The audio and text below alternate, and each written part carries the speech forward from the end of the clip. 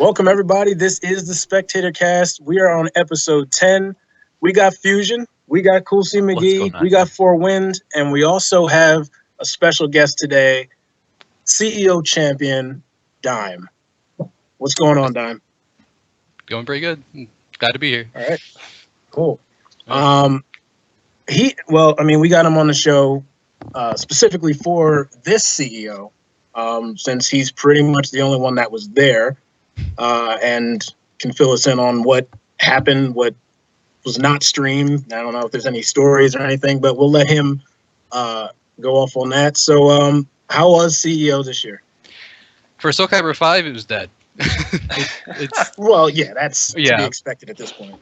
I mean, we actually had some decent competition. We had MT Fighter, we had Mean Green Toker and his brother. We had the usual Florida locals, but unfortunately, MT Fighter got there a day late, so he missed the tournament. And oh wow! And Mean Green Toker was a surprise. He was actually visiting a family member or something, so he was able to join. I was really surprised that he was there. So we actually had some out-of-state competition. What MC Fighter was there just because he just happened to be in Florida, or? He actually moved to North Florida. He's I forget which part he said he's in, but he's up at the top, so he's away from everybody. Oh, okay. Yeah, so he was only there for the one day. Okay. But we mostly played Soulcalibur 3. Speaking of which, Soulcalibur 3 Arcade Edition is amazing. It's so good. That's the one I never got to play, I think. Yeah. Out of all the Soulcalibur games. I'm hooked. Like I played it all. I played 5 for the tournament and didn't really touch it for the rest of the weekend. I played Soulcalibur 3 AE for most of the entire weekend, and Setsuka is retarded in that game. Oh yeah. Her 1A knocks down on hit, normal hit, no just frame, just 1A. You don't have to do the just frames. Oh wow. Yeah, it's so stupid, but it's amazing. And so you were playing Setsuka in that game? And Nightmare. I started out playing Nightmare, and then I just messed around with Setsuka, and holy crap! Like I blew everybody up that weekend. I still got 3A with Setsuka because she's so stupid. Just 1A. Yeah, and her 3-3 is pretty bad. And it was on stick too. I don't even know how to play stick. I mean, I started that weekend not knowing how to do Umbrella, and not being able to do Umbrella rather, and finishing the weekend being able to do Umbrella easy peasy. So I learned how to play stick in that weekend. Is it easier to do in that game than in the 4 and 5? There's no just frame in that game for the Umbrella, as far as I know. Okay. But it feels easier. Definitely easier than 5. Okay, cool. All right. All right. No Voldo in SC3?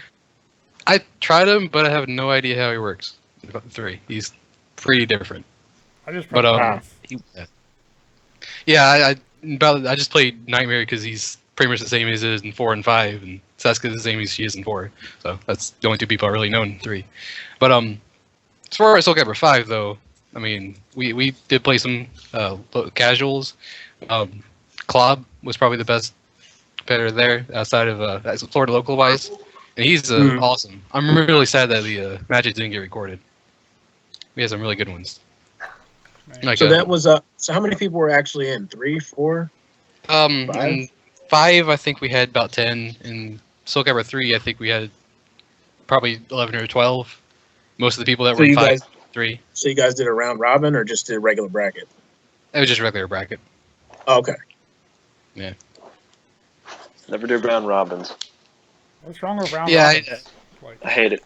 When 5 started dying in Florida, we started doing round robins like crazy, and everyone just kind of hated them. So, why is that? I don't know. They got kind of tiring. I don't know. We get like 4 people, and everybody'd play everybody, and then go home. And I don't know. I don't think it'd work in my area either, because you just waste your time playing anybody lower than the top 2 or 3 people here. It's like a foregone conclusion. You're just the top 2 or 3 people are gonna smash everybody, and then it's just not even worth your time really to play some of them. Well, little elitism there for you guys. Wow. No. I don't know. I mean, I always kind of like them just because you can. I mean, I guess if you are the best, then it's not going to matter. But I just like the almost pressure-free kind of nature of it. You don't get to be beaten twice and then leave. True. Yeah. I just think it's more fun with a pool of like kind of even matched players versus. Yeah, I mean, I could be two- biased just yeah. because like the East Coast area tends to have a wider margin of decent to good players. Someone just turn on their neon sign. Oh yeah, that's my. I don't know. My webcam isn't on, and it gives me that orange screen for some reason. But I don't understand it. But anyway, what were we just talking about? I was going to say something. Round robins. Round robins. Round robins. The one good thing about round robin is that it actually tests your skill against other players. I think double elimination is kind of random who you get matched up against and who is in the bracket and who isn't. So I mean, it's mostly about skill, but double elimination and even single elimination ultimately comes down to luck. Yeah, that is definitely a factor there.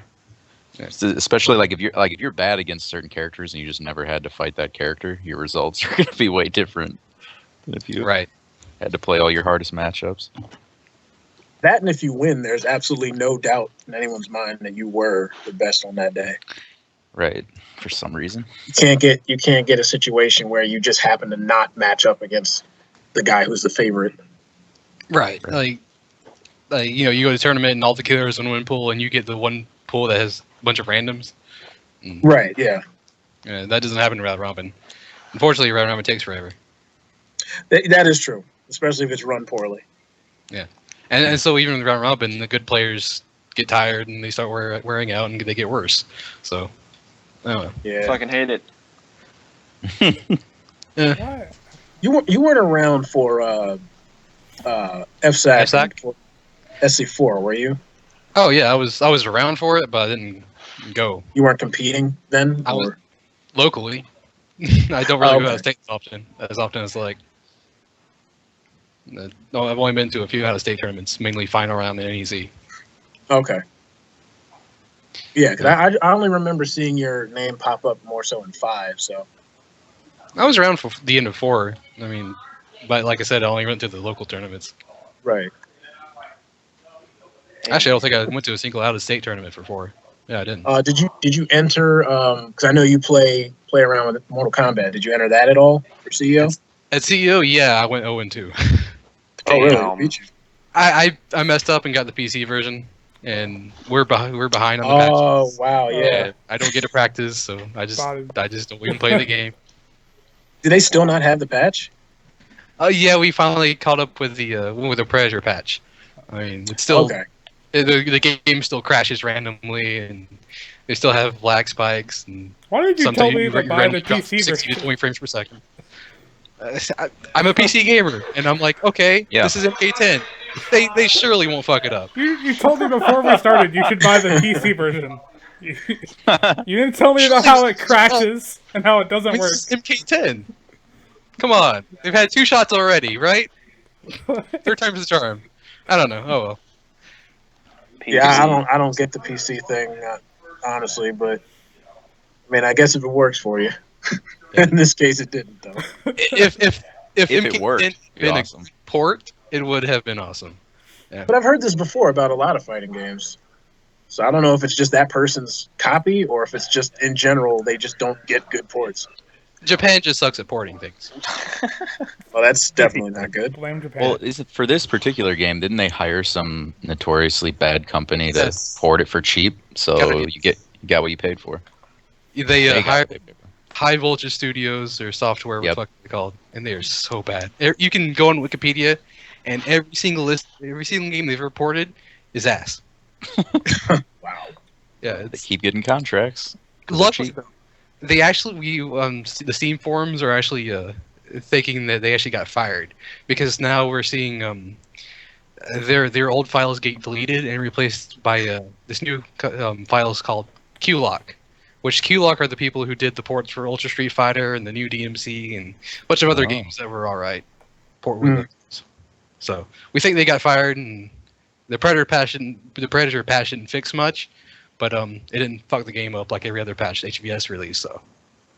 Well, Ultra Street Fighter apparently had a bad PS4 port. Originally, the online was busted, I think, but every Street Fighter before that was a good one, as far as I know. So what was the PS4 port ported from? The PS3 like what's the base version? As far as I know, they developed the Xbone and PS4 versions, and then they ported it to PC. And then they're porting it backwards to PS3 and Xbox 360 eventually. What? Okay. Okay. Interesting. So who did you end up going up against in Mortal Kombat? The first guy was Cyanide, spelled with an S. He was a Cassie Cage, and he blew me up. Right. I play Melina? Yep, I play Melina. Okay. I play Ravenous Melina, which is the community. That's a big no-no, but whatever. Really? I never heard that. Melina is apparently really bad, and Ravenous is apparently her worst variation to them. And, well, I think pretty much everybody in Test Your Might is retarded, so. Well, I mean, no, because I mainly use Piercing, but I always thought that it was the tie between Piercing and Ravenous that were the best. Yeah, Ethereal. At least from what I heard, like Saltface plays Ravenous, and Sonic Fox, when he did play Melina, played Ravenous. Yeah, but the general consensus is that, well, yeah, everyone agrees Ethereal is ass, so we don't count that. Well, not so much now, but yeah. Really? She got buffed? Oh, yeah. How so? The EX fade is like instant now. So it's like invincible, free wake up, plus on block everything if you get it out after block strings. It's on its own. It's probably one of the best moves in the game. It's just the rest of Ethereal is pretty much not that impressive. So yeah, she needs an overhead. I really think Ethereal just needs a variation-specific overhead, and she'd be perfect. Yeah. But anyways, the general consensus on Test Your Might is yes, both Ravenous and Piercing are good, but Piercing is always better. That's the general consensus. But I personally think Ravenous is better, and Piercing, I mean, she has everything Ravenous has, except she has slightly better range on her normals, better chip damage, and I think that's it. I mean, Ravenous actually has 50-50 mix-up, meterless 50-50 mix-ups with right, low grab, which she has the same damage, and she hits more reliably. And I mean, why wouldn't you choose that over Piercing? I just feel more comfortable with Piercing because I really like the low psi, and that for me really helps in a lot of matchups. But true, the low psi is nice, but low grab is better. I mean, it's a different situation though. Like if we're talking about zoning or like, you know, a move that hits low from a distance, then yeah. Yeah, I guess. But I'd rather just be up in their face and force 50-50s, because if I can catch them crouching with a low grab, they're eventually going to stop ducking, which lets me hit them forward 4.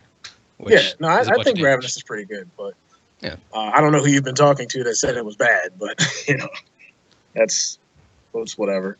But speaking of TYM, one of the biggest things that people know about Test Your Might and that aren't even a part of it know is that apparently that community is known for a lot of whining and complaining. Yes. And I guess the point is I've seen in pretty much every fighting game community somebody somewhere complaining about one thing or another that they don't like about the game, or so-and-so is overpowered or so-and-so is underpowered. And for some reason, it just sticks with TYM. They're the whiny community out of them all. I'm not sure why that is exactly, but yeah, I don't know. Maybe you guys have been more into it than me because I'm just getting back into it now. I think it's maybe because that NRS actually patches their game more often. So even though there may be the same amount of whining, because like NRS actually responds to that whining more faster than other companies do. Maybe so it encourages it pretty much. Yeah. I mean, there is a lot of whining, but I didn't really go on Soulcalibur forums or Soulcalibur forum when this game first came out.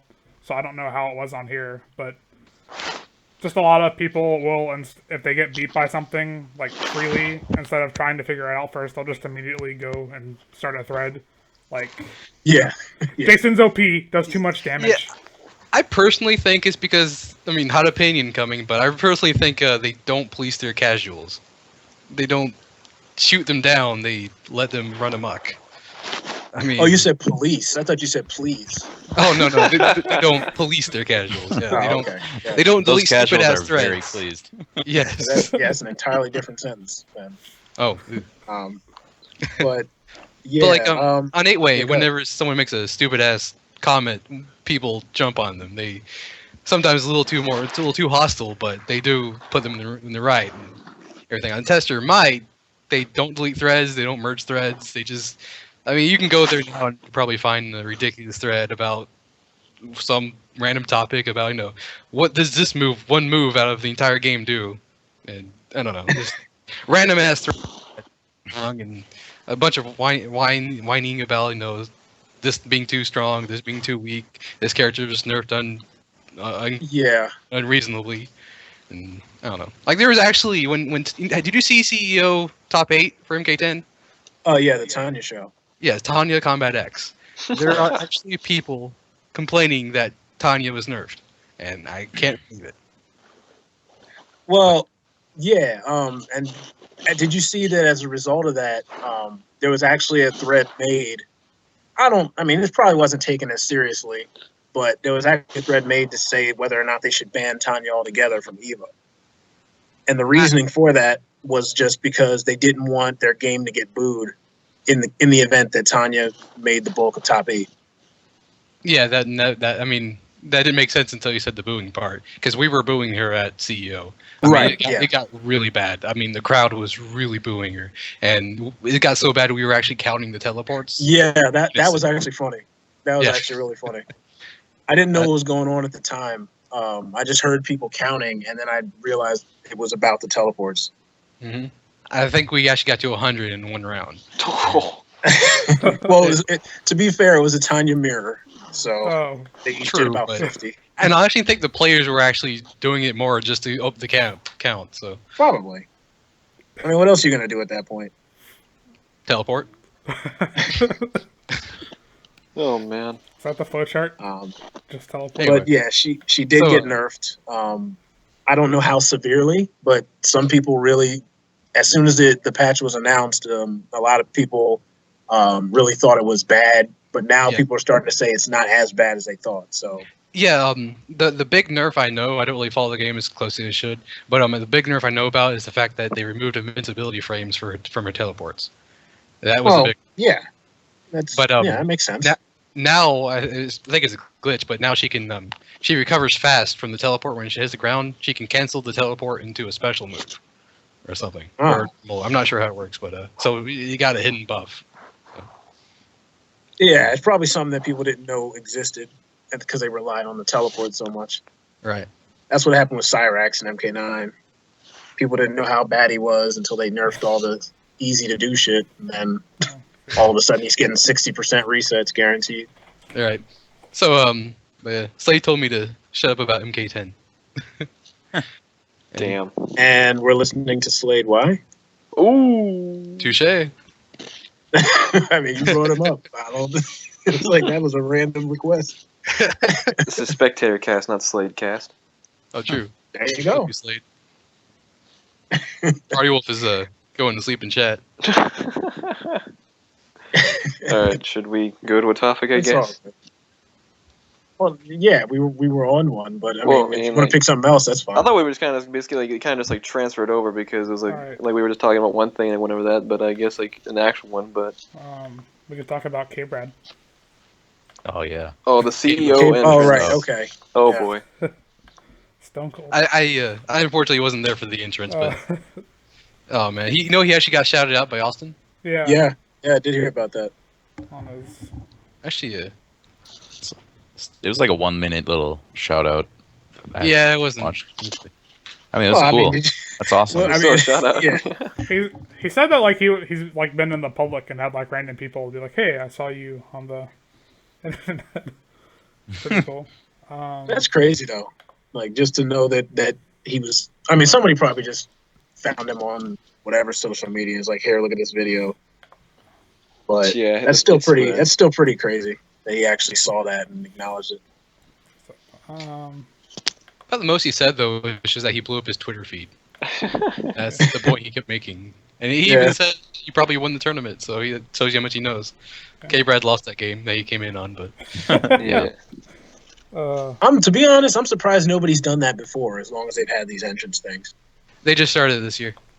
They've had them, but they had entrances before. With they didn't Street have Fighter. like the ramp stuff, but they did. Yeah. Oh, I know. Okay, all right, gotcha. Oh, did you guys see Dominion's entrance? Yes, I did. Oh, yes, did. Undertaker. Oh my god, that's my favorite one actually. Yeah, that one was my favorite. He's just staring at it. It was awesome. Crowd's going nuts. And Bombcan is confused. Like, were we supposed to do this? One thing I don't like is how you couldn't hear the entrance music. Yeah, that was kind of. You couldn't hear it there, or you mean on stream? On stream. Oh, okay.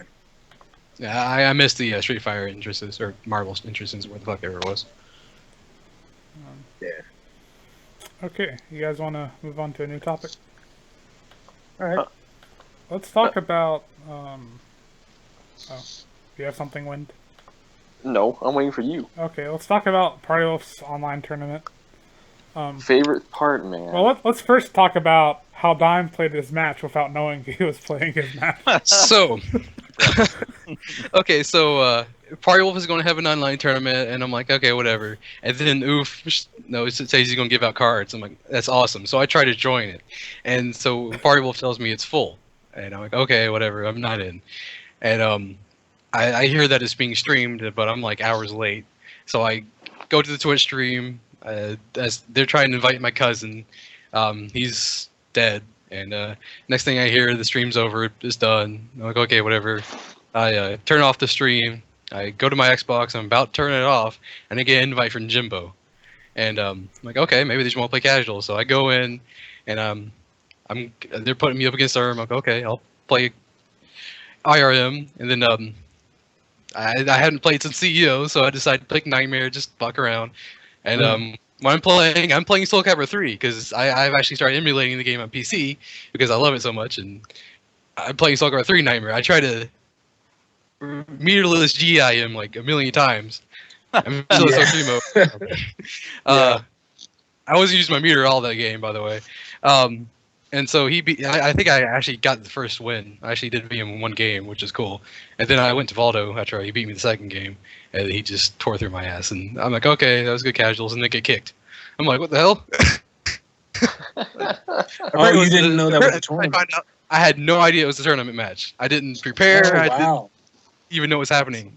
I thought I was being invited to a casual room. No one told me that PartyWolf put me into the tournament because there were some no-shows. And the card slowly slipped from Dime's hand. Yeah. I would have at least played some people online to warm up, but Ern probably would have still beaten me. What kind of attitude is that, man? Okay. I'm pretty sure everyone's familiar with, I think, the crowd favorite, Wing Pilot versus oofmatic. Oh my god. Oh. Wait, okay. Now, forgive me because I don't really follow the Facebook drama. Yeah. Why is that a problem? Why is this a marquee match? All right, I'll explain this in the beginning. Wing Pirate is the notorious Xbox Live player, and a while back, he challenged him to two $20 online money matches. No. $20. Oh, right. Okay, I remember that. Yeah. So pretty much there's already an established thing between these two. So when they came up to play each other again, Wing Pirate won. So pretty much Wing Pirate won himself some cards against oofmatic, and the result, I think, P-Dubs was laughing so hard that he had to leave the room. So it was known to be a crowd pleaser just due to the sheer, I guess, stupidity and other things that happened during the entire match. Yeah. Okay. So in effort to they ended up. No, you said so this tournament was the tiebreaker. It was kind of like top 8. It was a top 8 position. So and then Wing Pirate took it from him. So and Wing this Pirate is the first to 3. Yeah. Yep. Right. Mm-hmm. Okay. So that's how that went. It's kind of hard to really talk about because basically just so much happened during that one singular match that, oh dear Lord, that was truly something. I mean, I know people like talk shit on Oof and all that, but he's not like the worst player. So I mean, it couldn't. How bad could it have possibly been? Yeah, It was so bad. it was pretty bad. Like, But I mean, like, well, It was so. It was this. It was so careless on both ends that it was just hard to follow. Like, Wing Pirate, the way he plays is just so strange. He fluctuates more than probably any player I've ever seen. He'll go from like putting together a really good round with Cervantes, everything makes sense, and then the next round it's just total chaos. Nothing makes sense. Nothing's hitting. It's just like why would you do any of what you just did? I can't understand it at all. It's just like he's just. I think he tried a 1K like a 1-1B. You remember that fusion? Yeah. It was just like. Wait, 1K, 1K, 1-1B. All right. Yeah. Like How many 1-1Bs did Oof do? It was. He didn't actually do that my many, I gosh. think. I'm not sure. Both players were just blowing easy opportunities to win. You know, it was like situations where it's 5th round down to last hits, and they're both like someone ducks a throw and then throws back and it gets ducked, and then this whiffs, this doesn't get punished. It's just like rounds were lasting way longer than they should. No one understood what was going on, and it was just total chaos. Was it a stable connection at least? No disconnects? Yeah, there are no. Yeah, it would seem stable, but because I don't think they were lagging or anything like that, no one complained about it. I guess. I think what aggravates me the most about Wing Pirate's gameplay is he does throw punishes. Like, stop! This isn't a VF. Yeah. Like. Exactly. You're guaranteed. Does he play VF? No, but in VF, like you can actually do throw punishes. They're guaranteed. Like they aren't in this game. Oh, okay, gotcha. Like. But in this case, it's just a. I don't know what it is about Cervantes, but a lot of them do that. Like Sultan did that for a while. He's actually started to now stand up and do A slide B, which helps his game tremendously because he has pretty good reads on when to duck and stuff like that. Then he'll just throw back and it'll get broken. He'll duck the throw and stand up in A slide B. Yeah. Oh, so he's like twitch ducking then. No, Pretty much. He'll duck the throw and then he needs a solid punish. I don't know what you would. I guess ideally. Oh, because I'm like rising B is like the punish. Yeah, but that's far as kind I of know. slow. You got at least online. You got to be certain. You know what I mean? That's not easy like Pira's 236B or Alright. something. Okay. I agree. You should Yeah, do makes sense. that. But before it was just like duck the throw back. It's at least he's taking damage now. Yeah. It's just like Wing Pirate would duck a throw and just do something crazy and Yeah, so Sultan. much insanity. Sultan has gotten a lot better. I remember first playing him on his online days, man. Oh man, he was awful. But dude, he's YOLO still, but he's YOLO in a smart way. Right. I don't know how to explain it, but like his YOLO actually works now. So Yeah. he figured out how to work his Cervantes into a smart YOLO style that is just really works, and I don't know, it's really good. I'm really proud of Sultan. I've seen him kind of grow, and I used to stomp his shin, and now Right. he, oh man, I had to. He actually makes me sweat. So Yeah, me Well, too. good I shit. feel the same way. He used to Yeah. be. I mean, I remember playing him back when he would alternate between Nightmare and I guess Cervantes. Oh wow, that's a maybe long even- time ago. Yeah, maybe even one other character, but it was really easy back then. And then he just went full Cervantes, and the way he plays, it really matches Cervantes because he spaces well and he does YOLO attacks, but you can't always punish them easily. man. And he does Even the 4B unblockables, breakage. right? Yeah, Oh yeah. 4B breakage is such a bitch. That Yep. move. Yeah. He's catching back steps and stuff with it a lot. Right. Yeah, when I first played him, all I ever saw him play was Cervantes and Alpha Pat. Alpha Pat, wow. I've never seen him play Wow. Nightmare at all. At the When I time, first his met him, he Alpha was- Pat, Sorry, go ahead. at the time, his Alpha Pat was stronger than his Cervantes. So I guess he dropped him and just focused on Cervantes as his main. Yeah, when I first ran into him, he was actually playing a Nightmare. Yeah, me too. Very I Alright. remember those. Cervantes. I think I Okay. met up with the Lockdown Z and Darkly Zero guys. Oh, right, yeah. The Nightmare Wow. Squad. Yeah. There's so many nightmares out there. What the hell? I don't get it. There's like He's a 0 popular character, Patroclus man. players. Yeah, to be honest, I think he's one of the least popular characters in the entire franchise. No, Hard. Nightmare? no, I don't think that's true. I No, think he's fake. Patroclus. Yeah. Oh yeah, fuck. I think Pat No, is great. Like, I like him too, but I know he's not very popular. I didn't There's used to more like him, alpha pats and than then pats, which I don't get. Well, Setsuka. Yeah. Yeah, that's what If nostalgic Setsuka feeling. this game, I'd probably be playing a Pat or Setsuka. But the thing is, most alpha pats, well, actually, that's not true. I was going to say most of them have no idea what they're doing anyways, so why would they if they like the girl character, Setsuka, picking alpha pad is not going to fulfill their reason for selecting this character, you know what I mean? Like, if you can't do combos in either game, what's the difference? But actually, there are quite a few, like, Well, I competent mean, yeah, you could, alpha pads. I was going to say you could flip that around. If they don't know what they're doing anyway, then what's the difference? Well, I mean, if they're picking They just purely play on if they're just style. playing for fun. Yeah. Yeah, but if they're picking purely on style, then it really has nothing to do with Setsuka, right? I mean, because it's a male character and a female character that's totally different. I don't Yeah. mean set. I just mean, they're making custom characters and whatever. Yeah. I see. I think my least favorite character is Dampierre. Oh yeah. Why? Dampierre. I like Dampierre. right? We need a joke character. It helps. It Besides- helps to segue into the next tab. At least we agree he's a joke character. He's definitely a joke character. Yeah, I was like, I hope that's the part you're liking about the character, not his actual, using a competitive standpoint. I never liked him at all, but the fact that he was like the last spot really made me hate him. I get that. I kind of want to. I wish I was kind of going back to that part where basically like it was unlocked, and to just see all the sheer disappointment in people's faces when they just unlocked it. And it showed that this character like that either no one knew or like a few people knew who played Broken Destiny. Yeah. Like, oh my god, because I wasn't there at the time, but does anyone know exactly what everyone was kind of hoping it was to be? Like, I'm assuming everyone was thinking like either like Talum, Sun Yep. Mina, and all of them. Yeah, like it was them, I guess. Maybe Yeah. even Bangu.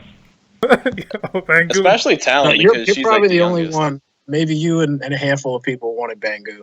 Bangu. Bangu. Better than Dampierre. I love Rock, man. I don't know why they. Oh, dropped- Rock's great, but fuck Bangu. This is like a game with everyone's descendants and children and everything, and no Bangu. Why? What? I don't know. Bangu would have been perfect for this game. For Soulcalibur 5, Bangu would have been Right. perfect. Well, I mean, the choices they made by going with a character that only appeared in one game, I guess Bangu had just as much as chance as Dampierre, so.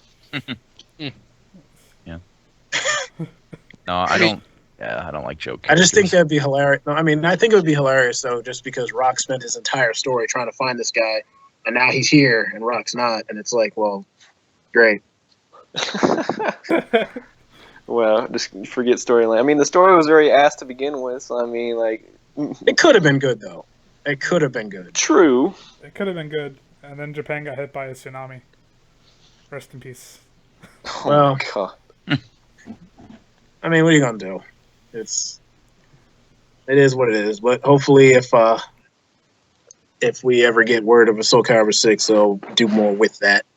Yes, the patience we must have for this. I mean, because all the signs have been thrown out there, just nothing official. Yeah, it's definitely. Well, I'd out rather them not rush another one. So Then hope Mother Nature will be kind to Japan. This Oh man! Imagine if we have 6 mimics in Soulcalibur 6. I'm done. That would be amazing. I'm done. We could have Olcodon, Edgemaster. Wait, you need 6 one more to minutes. randomize among picking those. just You know, yeah, just make Shangwa and Maxi. All, Just the let entire them cast learn of all the mimics. weapons. Oh my god. Maxie becomes like an old geezer who like masters all the weapons. Oh my god!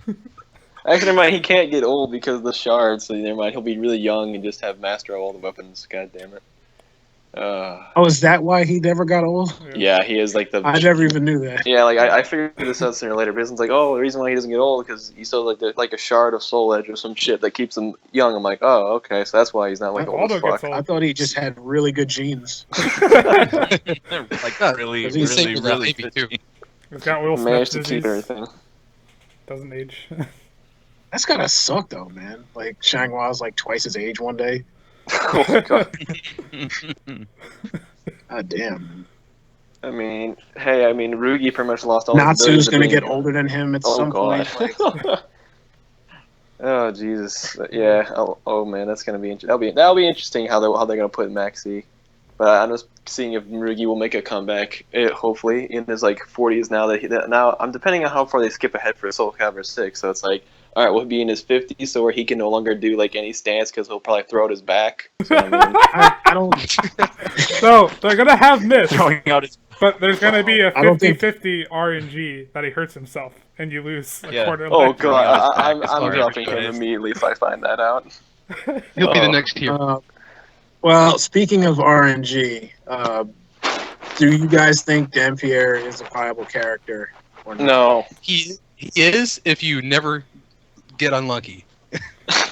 his 623B is amazing, but Yeah. the fact that it drops is just. I mean, if you play around where you get you get the fast unblockable sneeze, you never drop a 623B or whatever random shit he has. He's definitely top tier. If you get every guard break with 3-3B into the K, that's Right. guaranteed. Yeah. Yeah, but Because I mean, the general feeling is that he's at least bottom 3. But I honestly don't know enough about what his best tools are to really give my honest opinion on him. But I've seen if you can just make things whiff and punish with 1-1B or punish with 623K and get the just frames, that still makes up for a lot of things that he doesn't have.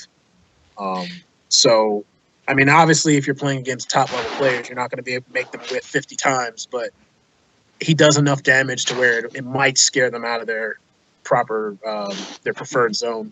yeah, he does enough reliable damage because the kicks, the just room kicks aren't random at all. They're actually Right. timed. So if you can do after the launch, the final kick, there's an issue where they will randomly fall behind him. Maybe not randomly, it's specific. It's some kind of weird glitch where they fall behind him, and if you do his 4B combo ender, it actually comes out 6B. Oh, I've had that happen. Yeah. And yeah, he drops the combo there, and luckily it's just the ender, not the main damage. Yeah. But, Wait, Menace says his AA doesn't jail, so he's ass tier. Yeah, Fair That's enough. true. that is true, and it's so stupid. But that's his biggest. I think that's his biggest weakness is that he's got no good horizontals. Yeah, he. Tira's lacks all that. didn't use 2 before the patch. Oh yeah, Jolly tier. Both. Because I remember I used to play her in casuals and it would get ducked. Oh, Yeah. wow. Now it's good, but before. I didn't know even Gloomy's in jail. Yeah.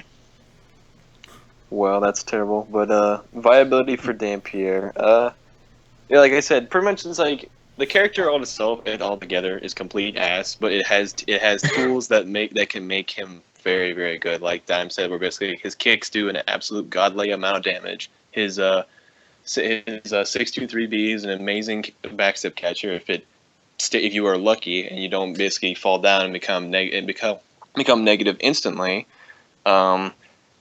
I don't. God damn it! It's hard to say what else has good tools because like those are the only two things A I plus ever B. fucking see. There you go. A plus B. The consistency of that. Like Well, if that was always safe, that's very nice. That'd be quite nice. His big issue just seems to be not being able to catch sidestep at a certain range reliably. Right. Oh yeah. But So, yeah. he's got some other good tools like unblockable sneeze. Sneeze at the fastest is Yeah, right. stupid.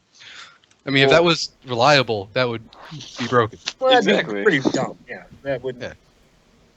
Another good move he has is a 6B. His 6B is 13 or 14, but it's +2 in block. It's plus 1 block. I remember that. That's what's. Unfortunately, he's got pushback and it's high. I think if they were to make that mid, it'd really bump him up a little bit. Another thing they could do is just make him more consistent. Like give him the some of his moves the probability of Tira, whatever. So like a 623B shouldn't fall down as much as it does, and Like a higher RNG probability. yeah, exactly. That's in his favor. Yeah. Much like they did with Tira from 4 to 5. In 4 it was awful, just like Dampierre. In 5 they actually gave her odds that are in her favor. Right. I'm curious if there actually is an exact number of how many times like he would actually fall down to, how many times that he would actually hit, or is it legit? I wonder if it's basically like just almost like completely random, where basically it's like there's actually no numbers behind it or anything. Because I'm pretty sure no one has ever done the math for it or anything like that. But No, I wonder. it's a If percentage. anyone knows, Oof It's would. a percentage. Oh yeah. It's like how like when you play against the AI Yeah. and you play the harder difficulties, how they read your inputs more. Uh-huh. Like that's pretty much what it is. It's just the percentage of how many times they're going to be following your inputs versus not. Oh wow. And it's the same thing with this. It's just like if it fails 60% of the time, then that's just what it's meant to do.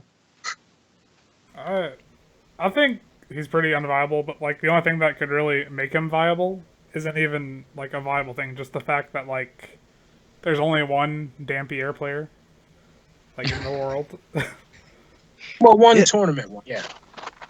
Yeah. Oh I yeah. mean, imagine Sadly, if, there's many people out there that will select Dampierre. It's a very good point.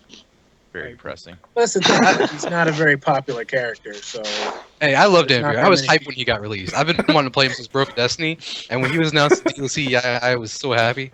I played him So- for a while there, so Oh, he's got a I top actually- now hat. you're Voldo. And now you're Voldo. I've always been Voldo since Soulcalibur 4. I actually learned Voldo. The whole reason I learned Voldo was because so I could figure out how to beat Voldo. When we first, Oh, yeah. started Before he offline, was, you yeah. couldn't just push my shit in, and because Voldo was so confusing, gimmicky like everybody else, and so I took him home, fucking learned how to play him. I fell in love with him, and he became my number 2. And then I played PartyWolf. The first time I played PartyWolf online, he beat my numbers ass. He sent me straight to losers. And then I chose to play Voldo in grand finals, and I beat him 6-0. Look at you. That's why Voldo became my main. Just the sole fact that he got him to win.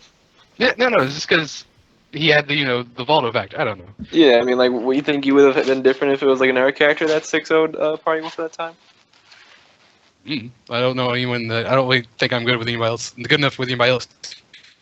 2-6-0 PartyWolf, so those Nightmare and Voldo are the only 2 characters I play. Yeah. I mean, I play the entire cast, but those are my 2 I actually give a shit about. Yeah.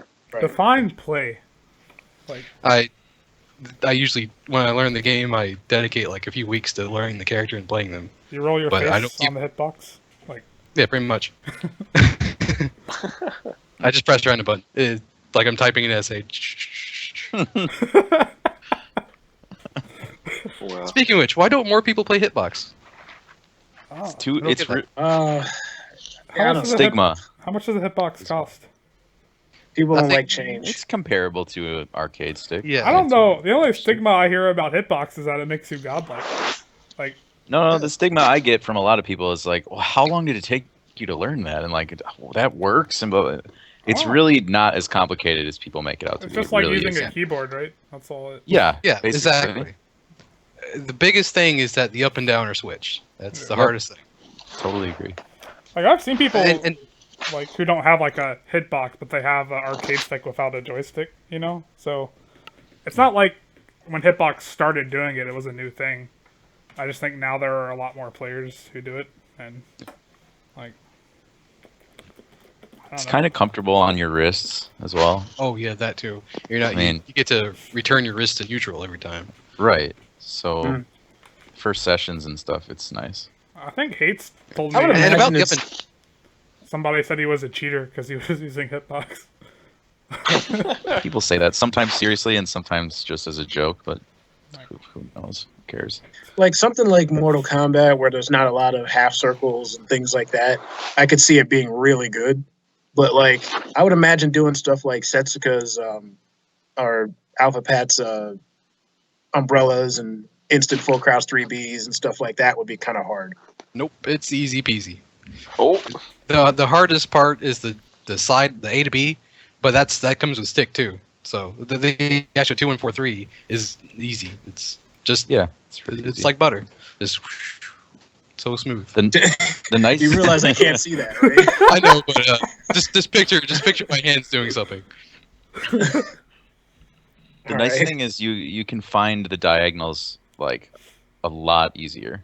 You never accidentally really get a forward or a down when you're trying to go down forward. Right, yeah. And that's why I hate pad and sticks. Is Yep. there's always that time you press down, you get 3, or vice versa, and I hate that. In Hitbox, I don't think I've ever made a directional input error. Right. Hey, well, Half circles, I actually have trouble with, like doing Astaroth stuff. I don't know why, because you do have to then roll between, and if you miss an angle in there, you don't get the command throw. The way around that is to just do 6-2-3. Just make sure you bring up the last finger before you press the next button. So oh, I see. Yeah, okay, I see what you're saying. So why And is then, why is the up and down switched? for 2D fighters, if you were playing a 2D fighter that's back to block, you to be holding left, and you'd be blocking with your ring finger and thumb, which would be awkward. But so There's that that, makes sense yeah. for 2D fighters. But if you're just playing 3D fighters, you could actually just switch the up and down, and you don't have to deal with that confusion. I still wouldn't Right, recommend yeah. it though, because another reason that I think they have it that way is so that, how to explain this? Like the first 3 buttons that are together, down is always in the middle there. So to do quarter circles from either direction, you always start with that button. Oh. So you go Right. quarter circle to the right or quarter circle to the left, and it's always the same. You know what I mean? So you Oh, always okay. the down button is always right there between the 3. Otherwise, you'd have to switch. You'd have to like roll your thumb to Yeah, your I see pointer what to you're do one saying. quarter circle, and then Yeah. you'd have to do Okay, good your point. index to your whatever else to do the other one. Yeah, that'd be weird. It would be a little Um, strange. But for like going back to Party Wolf's tournament, the couple of matches I did see where I saw grand finals with Reptile and Ruthless Void, and then I saw Astaroth versus Zeph. And I know Zeph wasn't playing Era, but I thought that was a really impressive match specifically out of Astaroth. Just the way he was able to make those close comebacks at the end, really said a lot about his level of play. Yeah. Yeah. Astaroth is awesome. He's one of my favorite players. Like he makes really good reads, but I mean, as you can see, if you saw the run back, the first to 10, he's not quite on the Steps level. Well, okay, Well, And he was but I mean that's not. in that's- Pierre I mean, the still. match. Well, he ran it back with Pyrrha, though, right? Yeah, that matchup is Yeah. garbage. Oh. Well, I can't imagine Cervantes is much better for Astaroth, but It's not any worse. I mean, it could be just the flow of the character. Like I feel like this like Zeph has certain things he immediately goes to with Cervantes, which I think maybe I guess Astaroth had an easier time understanding. Whereas where Pierre has like an unlimited like arsenal of tools that she can like abuse you with, and that matchup, like I said, already being absolutely terrifying, I guess it would make it a lot easier for Zeph to just bully the absolute crap out of Astaroth, and that's why he was able to kind of plow through. well, that and he's probably way more used to the Pyrrha Astaroth matchup than the Cervantes Astaroth matchup. Yeah, that's probably another thing too. So yeah, a lot of benefactors helped him, just made the quick sweep he had there. But What was the score? And it was 10-0? 10-1? 10-1. yeah. Yeah. I did like seeing Lee play. I always do enjoy watching Lee play as Astaroth because out of the millions and millions of Astaroths there are, and I've played, well, like I guess for me, this is for me exactly because for some reason every time I've been to a tournament, I've always played an Astaroth, which I have like the 3, which is not that much, but like I've always can see a consistent difference between every single Astaroth because there's a really like rarity that I can hear myself, but no, there's a rarity that I find that Astaroths are like dead on, like almost like exactly with each other, like basically the same movement, same like ideas. I mean, At the Really? wall. I mean, like at the wall, like that would be like, and like I don't know, it's weird. Like have just things they stick to. Like Astaroth, I think would be like he's more spacing. He makes great reads. He, I guess, knows how to interrupt when basically you're throwing like a bunch of stuff in a string. Because as Astaroth, you have to be patient. You can't. You have to like kind of either like either you're not patient or not. But like when you are playing that kind of patient type of stance, you have to find your opening. When am I going to grab him, and is he going to tech correctly? Whereas I feel like I play dudes like Klob, where I think Klob is he's gonna go and he's gonna throw you and he's gonna do what he wants because he's Astaroth and it's like and basically either you're gonna be scared or you're gonna be knowing how to handle that. So Right. yeah. I don't know. Like, I haven't seen too many Astaroths. I don't think there's that many that actually compete. But everyone I've seen seems to do play a little bit different from one another. I don't see them playing similar. Like Astaroth, I think feels like he tries to bait vertical moves at mid range and punish with 2-2-B a lot or 2-2-B Brave Edge. Rakudo is really heavy on 4-4A and 4K mix-ups with grabs. Annuity's very 6B and 4B heavy and close. So it's not. I don't know. They seem to be very different to me.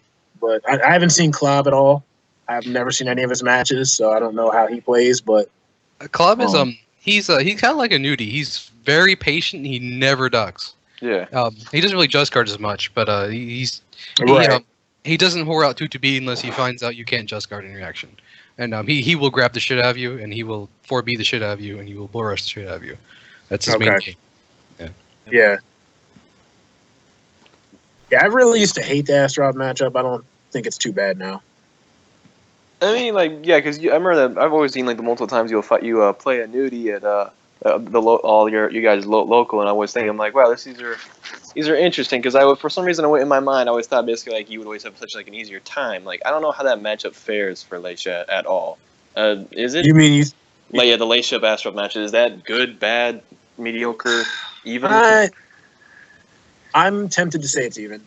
And Really? the biggest thing that Leisha can abuse is she has so many moves that hit twice really fast.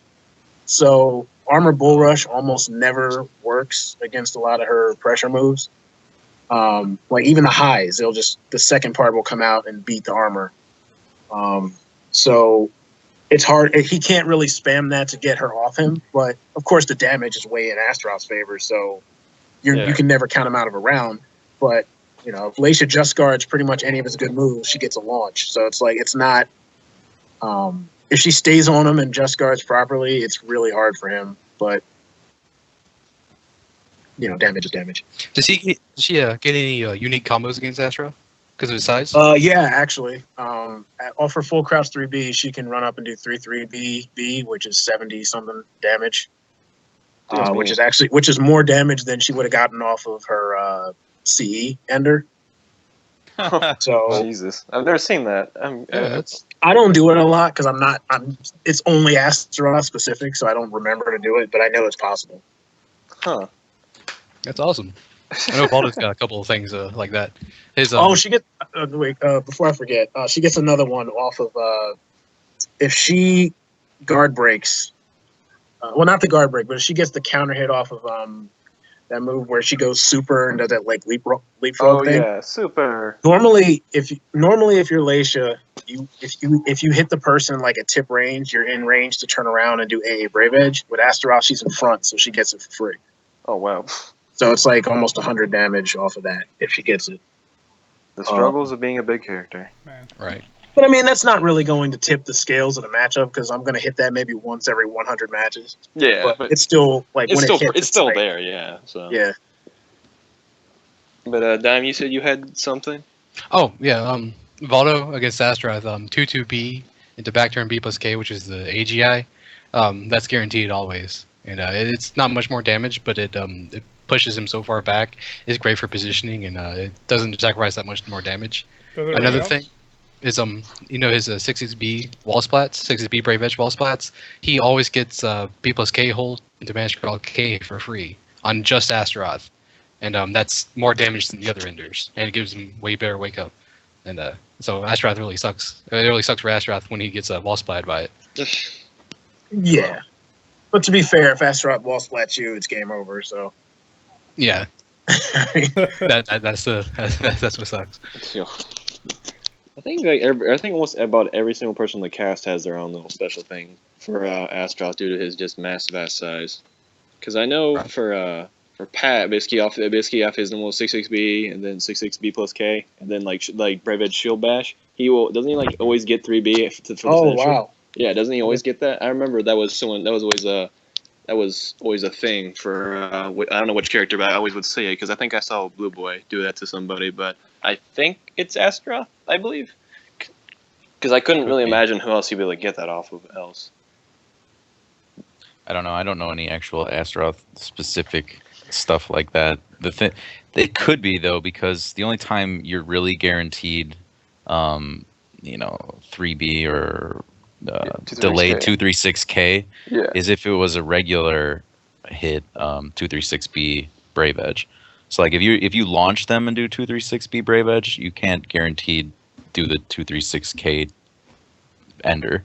If you punish them with a 236B Brave Edge, then you can. Yeah. Is that so? There's strange stuff like that. Or if they slide toward a wall though, then it's always when they're next against the wall. That's the only way that it'll give you the range. But yeah, because I swear I had saw that in a match back then. Basically, just due to his big ass fucking legs, the sword was able just to chip him there and get the extra damage, which I thought was like, well, that's nice. Because like pretty much off Pat's main combo, he can always get more damage. So I don't know anything about my character for Mitsu thing. All I know is basically I think I can always I'm gonna refrain from my idea before I make an ass out of myself. Well, I mean, Triple J seems to think it's one of the worst matchups in the game, Astaroth versus Mitsu. So, I don't know. I would have to ask him to see why he thinks that. But I never see that. But I guess that could be either. Yeah, it's Astaroth though.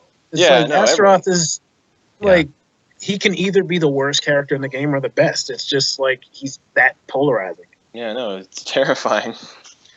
No one like likes if he gets a really good round, on you and guesses his grabs right, and spaces you out and breaks your guard, it's like he can't not do that to a certain character. It's just it's harder for certain ones. Like it's harder for him against Pyrrha, I would imagine, because Pyrrha is always in crouch, and Pyrrha is always her poke range is better than than where his fast moves come out. Obviously her whip punishment is way better. So, but if he can lock her down in a certain zone, he can do the same things to her. So that's why it's always hard to put when people make tier lists where to put Astaroth, because it's like, in theory, he should be the worst character or one of the worst, but you can't put on a tier list, the ability to come back from the end of the round and just take 100%. Yeah, it just takes 1 2-2B or 1B grab. So yeah. Astaroth has X Factor. That's about it. Yeah, pretty much. Yeah, he's always an X Factor. Oh man, that character. Nightmare though, he doesn't really get anything specific on him though. He just his GSB AGA combos will be easier. No, really no. Yeah, you can get 2 GSBs into AGA aside from just the usual GSB AGA. That's about it. All right. Well, there is this one topic I really do want to get to because although I won't go first on this one yet, but it's one basically that revolves my character a lot and says, does a character need 50/50s to be considered good? This is was said by Rio from MKX. For all you who don't know who that is, it's a top player in MKX. So on Yomi, I believe. So. He was mainly talking about MKX, but it can be applied to. Yeah, that's what I was saying. Realistically, it could maybe be applied to Soulcalibur. So, what do you guys think? In Caliber, no. In MK10, yes.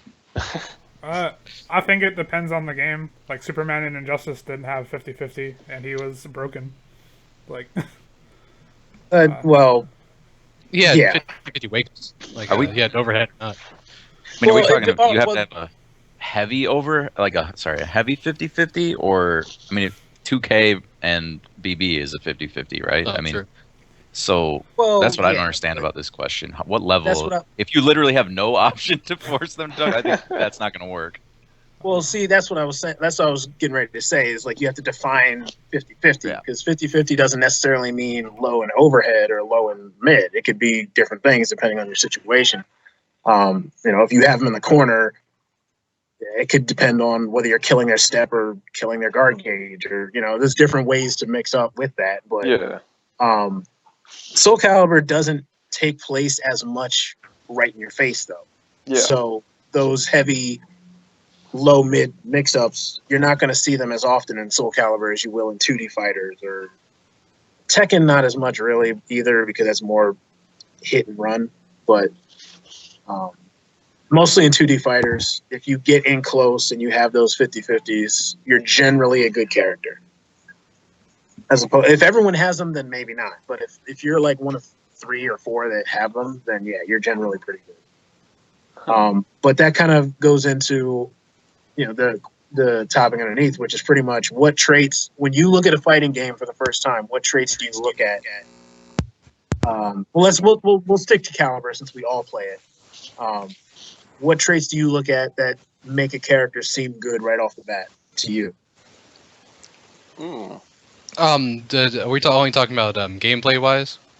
I mean, because if you were taking a character in a training mode and you look at their moves, like what do you look at to go, okay, this character is probably going to be pretty good versus this character is probably not going to be that good? I look for evasiveness. That's my catch. Like I love being able to evade things, or I either like evasiveness or high damage. Okay. So that's just my thing. And then both Voldo and Nightmare are both evasive to Nightmare to a degree and high damage. So. Yeah. I hate that evasive stuff. If I see a character that's evasive like that, I'm pretty much turned off by it. Actually, I'm probably not going to play the character, even though it's good. I just don't want to play. I just don't want to have to play like that. I just prefer straightforward characters, and I prefer fighting against straightforward characters. Like I imagine some people really hate fighting Pyrrha and whatnot, but I really like fighting Pyrrha because I'm like, okay, all this makes sense. Tech crouch. Pyrrha does have a lot of evasive stuff too.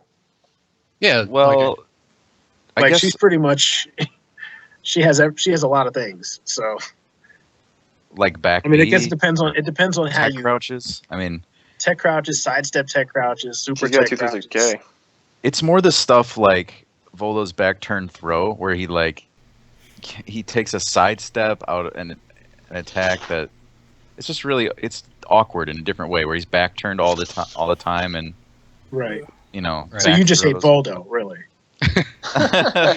That's really what we're getting at here. I'm glad he's not a little bit better, because then it would be really, really annoying. Like his blind stance 2A plus B was safe, I think, in SC4, or like incredibly hard. Mine is with pushback. Okay, but you can't punish it with like Lizard Man. So it's like this is terribly annoying. Where this extremely high damage low, I can't do anything about. That stuff like that just makes, or even the range. I mean, it doesn't have to be an evasive move, just where all your moves leave you at a range that lends you to have so many different additional evasive options. Like stance-based characters? Yeah, or like, actually Aeon in a way kind of annoys me, because like he'll do like 2K backstep, or like 3B at certain ranges. It's hard to punish. I don't know. It's not necessarily evasive. It's just it's awkward ranges that I like consistency in. Okay, you do an unsafe low, you get punished. You do this vertical, you get sidestepped. Not like your second. This move always catches backstep. Yeah. I'm the opposite, man. I love characters that break the rules of the game. Right? I love fucking stupid whiffs. If you're no, you lost me at that. You were good at first, but no moves that are designed to cause a whiff, not just stupid. Oh, okay. I thought you like Voldo's 1B, it tick crouches when like BBs and stuff. That's what I mean. Like Voldo can duck and then a mid whiffs over his face. Exactly. Like that kind of stuff. 4K. Yeah, 4K. Tech, yeah. Tech jumps 2 ways, and then tech crouches AA. Oh man. See, that shit breaks friendships. Oh man. Oh Yeah, god. Voldo's fair. What can I say? I think like I love evasive stuff too. But it's like I don't like awkwardness. So that's probably why I wasn't as drawn to Voldo. But like characters who have like not so much stance based, but just if I can make a read on defense and not have to just sit there and block something, then that I think helps in my character choice because I like hitting buttons. I just don't like mashing attacks all the time. So I want to have something that covers offense and defense. And if I have a good one, like if I had liked Maxi in the beginning, then he really would have fit me now with Rising B+K or something like that. But jumping over people is fun, messing up their 2As and stuff like that. So evasive stuff is always good for me. But as far as just looking at characters, like looking at stuff the characters have that makes them good right away, I think the first thing that comes to mind is range, and then the second is damage. Obviously, I don't know the frame data on day one, but if I see a character that can cover a lot of space, then automatically they seem like they'd be stronger characters. Traits for that made that data. Well, at first when I first picked up Soulcalibur, of course my idea of traits was basically like, all right, who looks the coolest and who do I like? But when I got more into it, and then I basically started to actually take the game competitively, I looked at more basically at like a very offensive standpoint, since my play is basically general me basically being in your face and trying to really just dominate you with just sheer fast movement, and then I basically when I get you scared enough, I can pull off big damage stuff, but basically like 3B or a 2KB. It's like, all right, which one is it gonna be? And then it's like, all right, well I got them in this little blender, and then by the end of the round, like it's over in like seconds because I've already pulled off all this high damage. So that's and then like I guess with that offensive, I want to say basically there's also like I wouldn't want to be a competitor that's like completely always has to be in your face to like always have a chance to win. There like I always like one like kind of like a backup plan where like even though like Right. Rugi's poking is not really not a backup plan, but it's there and it's also extremely great because he keeps a mid range that is insanely annoying and very very good. So Yeah. it pretty much made him a perfect character. So it's like, to be honest, like if I didn't actually like had started off with Mitsu in the first place, I don't know if I actually would have been a Mitsu main to begin with. It's just that the fact that was when I started taking the game purely competitively, Mitsurugi fit my style perfectly, where I could be extremely offensive and have that extremely annoying poke game, which would be like I wouldn't say my backup plan, but like just it's there as like I have another way of basically breaking my opponent apart if my offensive is not being as effective. So Right. Yeah. So, what about you, McGee? Well, I picked up Voldo when I was playing this because my Siegfried sucked and Inkendu would beat me all the time. So I was like, this character's stupid. I should play him. Yeah. I just kind of like characters that are kind of crazy or just have some sort of like unorthodox moveset, kind of like Voldo. And I mean, I don't like playing against characters like Voldo. Voldo mirrors. Voldo mirrors are the Voldo mirrors are fun. I think that No, they're not fun. the- It's two idiots just pressing buttons. You have no Exactly. idea what's That's what's fun about it. Everything's whiffing and not working like it's supposed to. I think that other than Voldo mains, I've never heard anyone that said they liked the Voldo matchup. Even if they knew it inside out, I've never heard anyone say they liked fighting that matchup. Like, I think I played Dime once, and we did two of like the Kalista Rush like grab where you jump in there. We did that into each other twice. Yeah. Like, Yeah. Oh man. So what about like a brand new fighting game? Like what makes you want to choose a character you don't know anything about the characters? When it's a brand new fighting game, you don't know anything about them. You don't know how they work or anything. I think style really for anyone. Like if you like the way a character looks, you'll. Yeah, that's my Fast female characters that can evade. Um, That's it. like a guy with a sword. There you go. A guy with a sword. Which can generally, which in any game can go to about like over 5 to 10 characters. So, I know. I mean, I usually go for kind of like the samurai outlook, which is like something I've always liked, which I always thought was really cool because they always have kind of a really strong style, which deals a lot of damage and also is good, generally just good at a standpoint. So, Yeah, I think exciting combos too. Like that, if I don't know anything about the game and I'm just watching it, then usually the first character that has like a really flashy looking combo is like, all right, that's a character I might want to try if I buy this game. But unless it's Marvel where the entire game is a combo, then Marvel, baby. oh man, that's different. What about you? What about you, Fusion?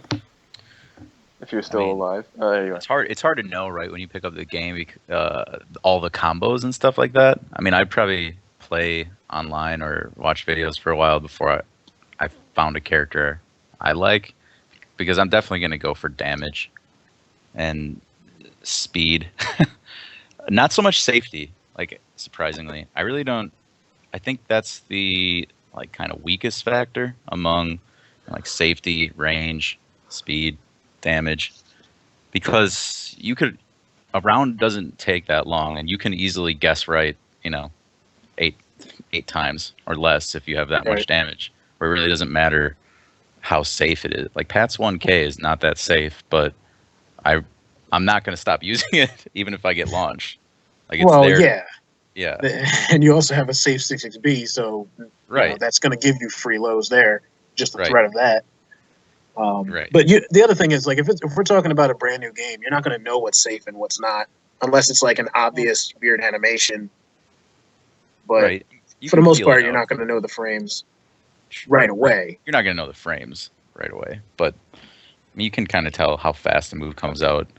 I'm not going to, like, Mitsu's 1A, stuff like that is not going to get me interested in a character, no matter how much damage this super slow attack does. Well, you're saying that now, having played competitively for a long time, but if this was your very first vision of Soulcalibur and a Mitsurugi player wins a match with 1A, that wouldn't make you think, oh, that's a long range low. I like that. Funny you mentioned that. My first character that I ever did play in Soulcalibur 2 was Mitsurugi, and I played it, for the first probably year I played the game in tournaments and everything. And even the first month, man, I thought the juice was that Mitsu had like 3 different unblockables he could do from relic stance. And they were like slow. One of them was a low. It was like a double low. It was like, this is the best. If you hit someone with this, it's GG. Oh yeah, that relic one. Yeah, actually it was Mateo and Jimmy, and they're like, that's a terrible move. And, I want you to stop. I want you to stop using it. And I'm like, no way, man. This is so good. You just don't know yet. But doesn't that suck though? Like when you know that it's like, no, I can make this good. Yeah. And then it's like you realize over time it's like, man, this is not good. I can't do anything with this. Oh man, I wanted so bad for Talam's 1A to be good. And I wanted it for so long that when I first started playing Woes, knowing that out of the group at the beginning, his reactions were the fastest. So like I couldn't hit him with lows I was hitting other people with. But for some reason, when we were in that awkward stare down mode and we're both blocking, I could just throw out a 1A and it would hit. And I'm like, this is a good move now. I figured out I'm at at a high level meta. I can just throw this out and he's not expecting it and it works. And it's not. I knew it wasn't, but it was hitting. And it's like, well, I mean, it goes into stance. It gives me free pressure, but it's stupid unsafe. And you couldn't even sidestep out of it because verticals tracked it. It's like, this is garbage. Yeah, PartyWolf is right. That's kind of what Oof does. He doesn't realize how bad his character is on some level. I just love finding uses for moves that are otherwise useless, like kind of like that, but like a Nightmare 6xb plus K. That move is for the most part garbage, but the one instance I've really found that it really works is that against the Nightmare Mirror. If Nightmare goes in night side stance, you can use it to tech crouch night side stance K, and I think it beats out the other Nice Sense BA. And the tech crouch is like 3 frames, but it works in that one situation. And That's that cartwheel move, right? Yeah, That front flip into. Yeah, okay. exactly. And it doesn't work in 5 anymore, but in 4, it was really good near the wall. You could actually tech jump 2 A's and 1 K's with it. 1K, Yeah. 60 plus K, tech jump 2 A's and K's, and you actually gave a good wall splat. In 5, the wall splat shit. So, but I don't know, Yeah. but isn't that move like really safe? yeah, it was -4 in Soulcalibur 4. That was really good. And in 5, it's -8, I think. And I don't even think it does Still- guard damage. Really? I mean, yeah. I mean, Insane. Oh, okay. Wasn't he doing like a flip and slamming his sword on their freaking Oh no, face? I'm thinking of 668 plus B. 'Cause I know 668 plus B, Thermidor, because Thermidor throws that out when you have like a red. that thing breaks That's when not you're gauge. yellow. Yeah. Right, yeah. Yeah, Okay, so I'm just thinking of the wrong move. right. 60B plus K is the one that he does like a cannonball. Yeah, Four- doesn't he bring like his sword down like on your head? I'm surprised that it doesn't do He- guard he- damage. He does a forward 360 flip. Yeah. Yeah, okay. And there's 3 frames of tech crouching frames, and then the rest of the move is tech jumping frames. And Yeah. they used to It give looks like it's really unsafe. So like if you've never seen it before, it's like easy CE bait. Because Oh, it yeah. really looks punishable when you block it. Yeah. But it's not. So, That's another thing that annoys me about characters like where they don't have a consistent tech crouch move. Like a tech crouch is only starting on frame, 5 and only Right, goes yeah. through whatever. It's like if you're gonna Oh, give him yeah. this, just give him the full tech crouch. So God, they can Leisha has use it. like Leisha has like 8 of those. Tech crouches on frame 3 through 7. Like what the I don't hell see the point is of that that. gonna? Like I would have to make a super hard AA read to use that as a tech Yeah. crouch. I just think that it makes the game look. It introduces just weird, unintended effects on matches that this person didn't plan to. Grab you on frame 4 instead of frame 5. It's just a lucky happenstance. Well, a lot of that's not even. That's not intended though. It's just the way the characters move in their animations. It's like this happens. Like a good example is like if Yoshi does his 4B and Leisha blocks it, her 2K will go past IMCF and 9K.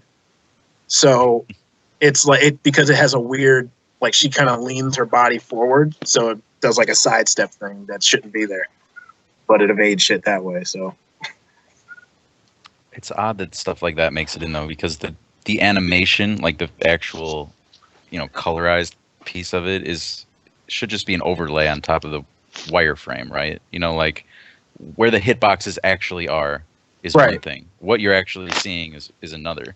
So I don't know why they don't make the hitboxes just work correctly. Like Pat's I don't 3B know. goes through stuff sometimes. It's like I can't I don't, imagine. I it's don't want easy. that. I can't imagine that. Yeah, well, fucking Leisha's 1B plus K and 2B whiff on crouching pad. So it's like that's really good. I love seeing that.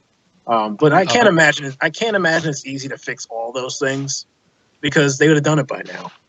Like, because that shit's been in every game. yeah. Siegfried has whiffed in It every has, yeah. game. It's just With I don't know. It's a weird, really thin hitbox on a sword. Good old Whiffreed. Yeah, it's really weird that there's so many of the same issues carried from game to game. There's always whiffing issues or weird glitches. Yeah. Like actually during CEO, I found a glitch playing Soulcalibur 3 that I haven't seen since Soulcalibur 4. I don't know if you guys ever played Soulcalibur 4, but there's Yeah, I a glitch that if you fell out of the ring but didn't go all the way out, you got stuck in the floor. You couldn't move. Yeah. Yeah. That happened to me in 3. They There took was- that out in 5, but now you just kind of slide out of the ring. Yeah. No, 4 had a glitch where you could almost be out, and then you'd be out 5 minutes later because they'd gradually slide out the ring. Right.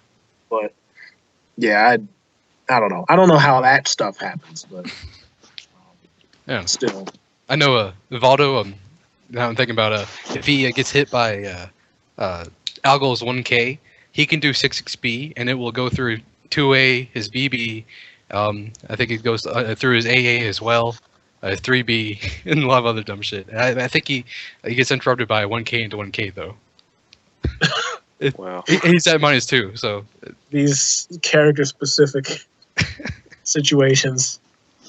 Oh, man. But no, I kind of agree with you, Dime, in the sense that I like trying to find uses for moves that are unconventional. Not necessarily bad, but people don't use them because why bother? And I try to find. I always feel like if I have enough options, then it keeps me from being super predictable. Whereas if I only had like one really good mid or one really good low and a grab, I feel like I'd fall into patterns way quicker that way.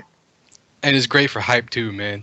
Like on the stream, you do this one move no one's ever seen before in this one specific moment. The crowd goes wild. Yeah, I've got That's this what I one love. setup against this one character that'll probably never happen. But when But it if does, it does, I'm it ready. does. Thermidor versus Yeah. Hawkeye. Yeah. Back K. Oh, right. Yeah. I turned that one into a GIF. I think I still have it. Yeah, I know I GIFed that. That was. Yeah. He actually hit drop kick against. That was so insane. Oh my goodness. How long have we been going for? Holy crap! Hour and a half. Oh Yeah, gosh. just about. There's actually one topic that I think McGee would like to be answered. Why does Fusion hate Swordlord? Yeah, I want to know that too, 'cause I didn't even realize this was a thing. Well, you wrote this topic down before the recent events, and now I think everybody hates Swordlord, so it's a little less relevant. Nah, we No, need why to did- why find were you this the one. First? Why were you the first? Or one of the first? I don't Start hate this the trend. guy. I mean, he's insane. he says a lot of really strange things. He's never right. He's always stubborn. Not a good combination. Plus, I was roommates with Hates for a while, and this was back in the heyday of Swordlord just calling out, saying he'll challenge people to like $500 to $1,000 money matches and 10-0 them and stuff, and then Yeah, I showing remember- up I with remember you like saying this when, $45. Hates was- Yeah. I remember it's you and just- Hates going off for this. For the longest time, the only like penalty you can issue these people is to never let it go. You know what I mean? Like, I guess that's mostly the reason. Like back in the day, there's no way to punish people for just doing ridiculous troll stuff as a lifestyle, except to always remind them of the time they did all this stupid shit and basically never apologize to anyone for it. Wow. Just kind of disappear, and that's Never mostly happened. the reason. Yeah. So now people don't like him because what?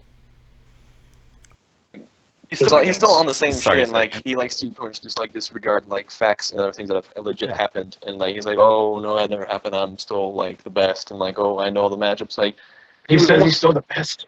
Like he says stuff on the lines where you know that's what he's doing. But like he said some very dumb things where basically like because he played Oof. He was almost trying to say that the Survey matchup versus Dampierre was 5-5, just from that one game that he had with Oof. Reminds me of Frank Ua. Dude, Whatever. he tried to tell Wait, someone. Someone was talking about I how don't know Damp this one. had no pokes, I don't. and Swordlord said he can use single A. Wait a minute. Hold on. I don't know. I kind of think Damp is better than Maxi because of Damp PB. Oh, because Maxi's BB is not like straightforward like that. Oh my god.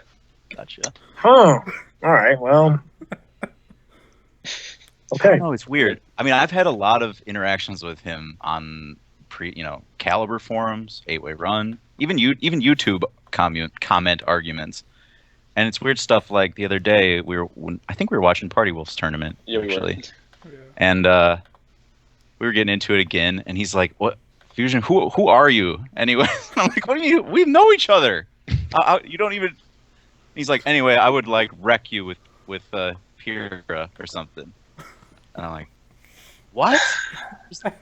I don't. This I met him. just none of it sinks in. Is my thing with it. I don't know. I met the guy once, and he was very quiet. He didn't say much to anybody. He seemed all right. Now it's like every time I turn around, somebody has a story of Swordlord, and it's like, where is he doing all this stuff? I don't know. At the end of the day, it's just funny stuff. Swordlord Yeah, hides his internet greatness shenanigans. under his quiet. Oh my lord. Does that Is answer your Sword- question? Is Or, Swordlord IAB? That's actually a good comparison, though. Who said that? Not the same guy, but Yeah, I they're don't pretty have chat similar. pulled up. Who said that? Was Zoom. Oh my Could be. god. Could be the Just to let same you know, I'm gonna timestamp this as praise the Lord. Praise the Lord. Oh god. Sword Lord is he's the Benny faced god, man. He's got lots of identities. Oh. Many identities, Jeez. a lot of money owed. You know. Yeah. I think that's the main reason a lot of people don't like him is that he always hates money. I will say that I don't really like, and I don't know if this has to do with Sword Lord or just certain people in general. I don't like when people have a different persona online than they do in person. Oh my goodness. Like, and I'm not talking about when they're just joking around and playing a character. I mean, like, when they just act like a completely different person, and then all of a sudden they're in public, and it's like, Gotta well, uphold something here, It's so I not- don't look like a complete idiot. It's not even that like he has a different persona. He just says so much. Like, how do you think that's a Dumb things. like? It's just dumb. I mean, I guess he's in a zone where he feels like these things aren't stupid, but they really are. Like, I guess. I don't know. But I guess like that's why I say we just give them most of the dudes you see like these kind of like, I mean like certain Party Wolf Wolf. personas that like. oh wow, holy shit, Wait, what am I missing? good here? shit, Party Wolf. oh, man. What am I missing? God damn it. Wait, someone inform me, damn it! I don't have my chat pulled up. Party Wolf said Sword Lord would have turned his hotel piss into wine.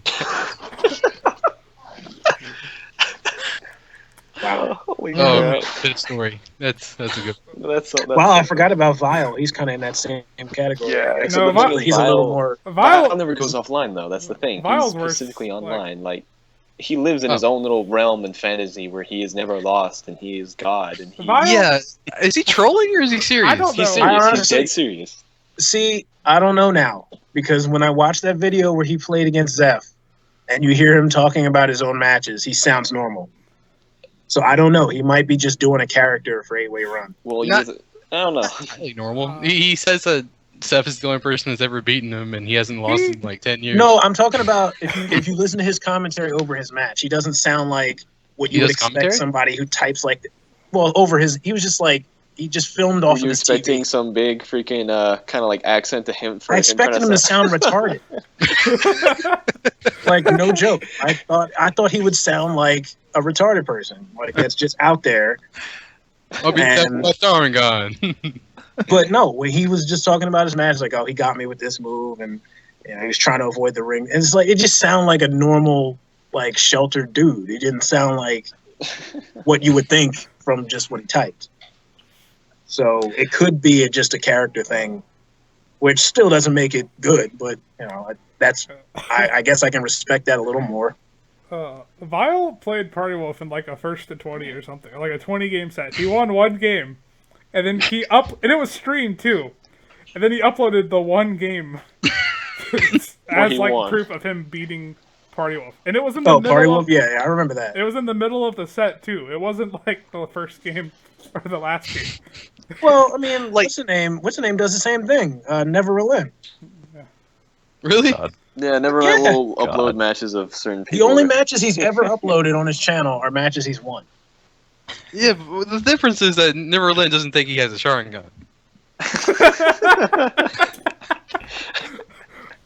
Well, yeah, Oh man, that's okay. I mean, all right, you made your point.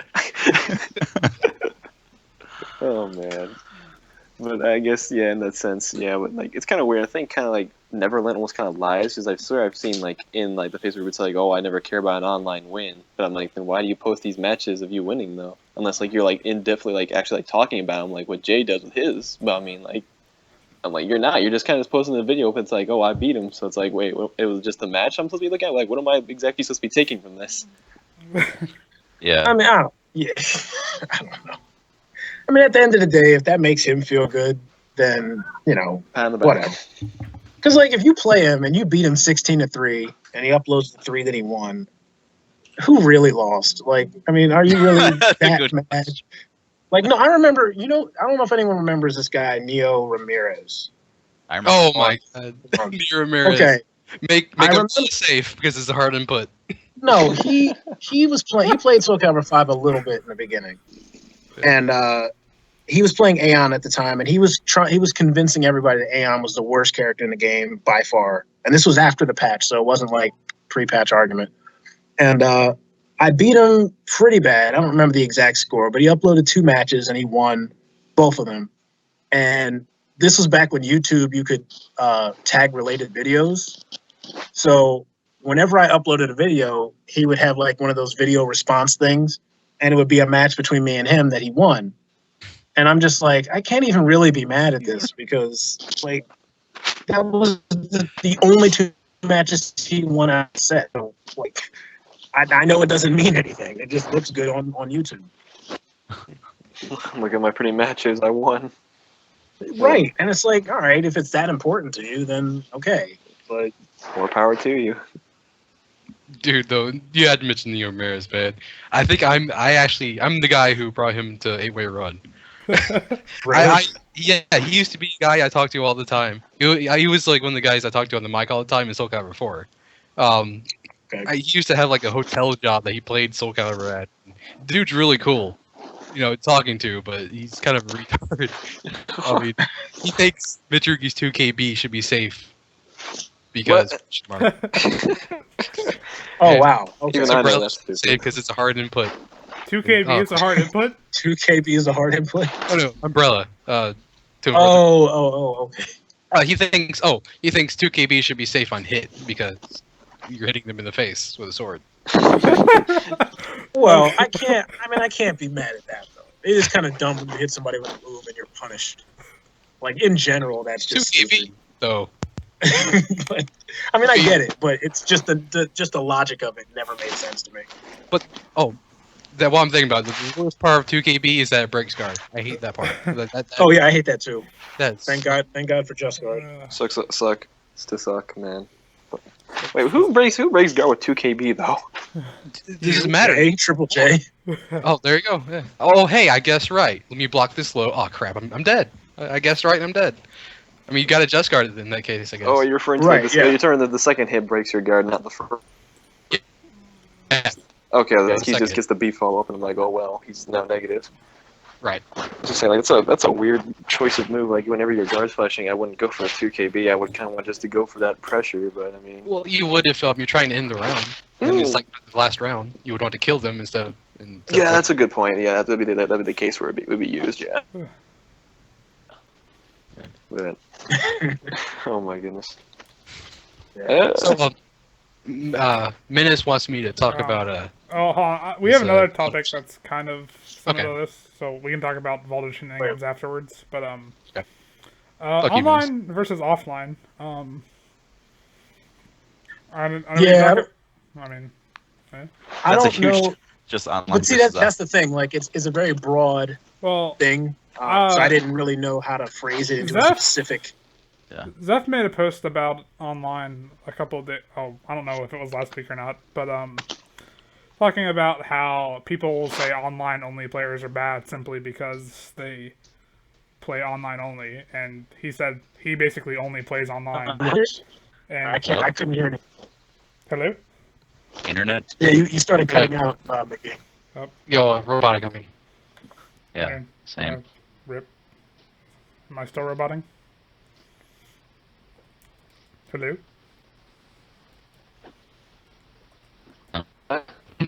Hey, I still hear McGee though. Hello. Robot. Does anyone hear me? Robot hype. Whoa. Yeah, it's only me. I can hear everyone else. Oh god, technical difficulties. Oh jeez. Are we still good? Is everyone still hearing each other? We're good. hear I think we're by- back. Yeah. All right, go. Hello? Yeah. Yeah. McGee? Hello. Can Yep. am I still lagging? No, No, You're good now. Go on. Okay, so Xeph was talking about how people say online-only players are bad because they play online only. And they'll say they're superior to them because they go to tournaments. But he thinks there are some online players who are better than offline players. And he talks about how, like, he only plays online pretty much, and he's, like, the best player in America. Yeah. So, Well, I'm he always so doesn't only play surprised. online. I mean, he mainly does because there's nobody really like within his region. But I mean, once you start going to tournaments, it changes your entire mindset of the game. Like if you never have been to a tournament, it's a little bit different kind of growth. I mean, maybe not so much now because you can watch it on streams and shit like that. But generally, if you have no interest in the tournament scene, then it will hold your growth back just without the knowledge. But xeph, I think xeph's mainly just talking about people who follow the scene, but they don't necessarily travel to a bunch of different events. That makes a lot. That does make a lot of sense. Did he mention any names specifically that are online only? That I'm pretty sure he's just comparing based upon like I don't his think he like. said anyone specifically. Yeah, like I think he's just kind of going off of random. Like I guess like so and so from Xbox Live is better than this dude who's been to like 2 tournaments. I guess so. But yeah, because I know LP was saying that Sultan had gotten pretty good, and I know Dime, you already said that too. But like Sultan, Sane, Yeah. those are the only 2 that I can think of off the top of my head. But I'm sure there's others that I haven't seen yet that are probably in that list as well. But I don't know. I'm surprised people are still wrestling with this topic this long, because it seems so obvious to me that you can learn, especially, all right, Soulcalibur 5's netcode isn't the greatest. Sorry about the police siren in the background. we found you, Fusion. Come outside. I gotta go, guys. Good. Gotta go real quick. The netcode is not that bad, especially compared to Soulcalibur 4. My God, this is like heaven. Oh. But you can learn so much about the game. I mean, what, 80% or more? You can test all sorts of stuff to see whether it works. There's really an ever-decreasing, like, small amount of stuff you can't know from just playing online. Right. You know what I mean, if they get the internet, you know, if we all get fiber internet or something in this country, or we like reach Japan's level. Honestly, I think it's mainly just people who really hate losing to certain tactics online. Yeah. And because of that, they just label the player as forever bad because online habits and things like that. Really, it's just an excuse in the end. But right. Sometimes. I mean, nobody likes lag, but at the same time, it's like there's certain. You can look at a person's decisions in spite of the lag and see whether or not they would translate well offline. I would say more often than not. I think we in 5, our online warriors are not as bad as they were in 4. Oh yeah. In 4, there was lag was actually an issue. Oh yeah, Yeah, we had people, you know, like Chaos 11A. He thought 11A was legit strategy. Chaos 1S, yeah. Yeah, and now you don't really hear about lag tactics anymore. And the online warriors that are, you know, prevailing online could actually do well offline because they're not going to go to a tournament and spam 1A because they're used to it getting blocked now. Yeah. I mean, take a look at Corrundo. I mean, in 4, he was so fucking stupid. Like, he did 1A, he did BB into BB unblock, he did some of the dumbest shit. But in 5, that stopped working. And so he changed up his game plan and started whoring grabs instead of slow lows, which is the actual strategy. So he started getting a lot better. And, Yeah, Corrondo's actually the guy that taught me how to play online in lag. Like, not to learn lag tactics, but how to keep cool when you're facing lag, because I just had to start when he would throw out Cervantes 1A or Yoshimitsu stuff in Soulcalibur 4. I just had to be like, okay, I can't block this, so I just have to pretend that this is like a 3-frame low and just train my reads instead of my reaction. So, and that's all that it ends up being now. I mean, lag still sucks, but it's not, you know, if I lose the match because of lag, I don't real upset. Yeah, it's tolerable now. Oh, God. Global Coliseum, y'all. No, see, now Global Coliseum, I, to this day, have never gotten a match. Every match I've ever connected with disconnected after round 1. every time. Like, I miss when we used to have a community push, like meet up on every Thursday. That was fun. I don't know what happened to that. I do remember that, and that's probably where I started playing in that, and it just never let me stay in a match. And I was like, all right, well, This sucks. I guess the argument of online and offline, I would like to say, like, when it comes to like the thing, I think like your top offline players would never be able to be. I would say like would be, so they would be like yes, who they won't say like they just come off the first like oh yeah, are we breaking up? Yeah, we are. I don't know. Oh god, Yeah. Skype, what's happening? I don't know. Skype is sucking. That's what's happening. Skype is so great. Yeah, no, dude. Skype's Why don't we use Google Hangouts? Google Hangout. Okay, mouse. Try that. Oh. Better. Are we good now? Can you hear me? Yeah. Okay. All right, but I said like I guess like yeah, and like in this current day and age, yeah, like it's no longer an issue. Like everything is pretty, really good. Basically, like the chances of like having like anything like like absurdly like what you guys said, Soulcalibur 4 like happening are very rare unless like you know the connection's like ungodly awful and you're like all right, this is not worth it, not worth my pain and suffering right now. But yeah, I think I do know this is with this mainly. This is I do know this is what his post was probably inspired by, but there's a Xbox player by name I can't remember, like I can't pronounce it, like Velseed. He was an APAD player who had lost to IRM for his position in that tournament, and IRM had started talking shit, and then it made him kind of feel bad, and he got a little emotional and went off on some little post in Facebook, which got him kicked out initially. But the thing was, like, he was still able to, like, I guess what Zeph took with it is like this dude like had potential because like they apparently like when Zeph puts like this large like 10-0 list of basically like these people he's played, he begins to know like their tendencies and everything like that. So like I'm pretty sure he was like comparing them to like dudes he's played in tournaments. Dudes like he's played in like in like offline tournaments. Like he's playing like these one or two dudes who's like noticeable. So it's like, but all right, it's like I feel like this dude could lose to this guy if I pair this up. So right. Yeah. I mean, I don't know. I'm probably weird, but I feel like there's a lot of. I mean, as good as guys like Zeph and LP and those guys are, they're beatable, and it's not like a thing where they're so far everyone else that they're untouchable. I don't think, and because of that, it's easier. But exactly, but that's what I'm saying. Like, and because of that, you might have surprises from people who. Online only or whatever. Part of it could be the game, the way the game's designed. It's a little more user friendly, I would say, than 4 was. But it's still you can come from online and probably do better now than you could in Soulcalibur 4 when lag was a real issue and all that. And you can probably say that for a few games, but it's. I don't think any player should be labeled bad just because they're online. But, it's really just look at their decision making and stuff like that. That's the thing. In 4, that was the thing. If you were an online only player, you were bad. Like, there was no give or take. In 5, that's no longer true. You could be an online only player and still be good. Yeah. So, I mean... I don't know if I'd be able to take playing online only.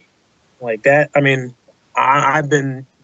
I'm grateful that I have a region where that's not necessary, but online only is just, especially in 4, I probably would have given up the game. Yeah, I wouldn't blame I don't know. 4 was awful. Like it honestly, and it eclipsed it for me. I mean, online matches now are by far much better training for me than my local area, by far. It's just a total waste of time to play people in my local area.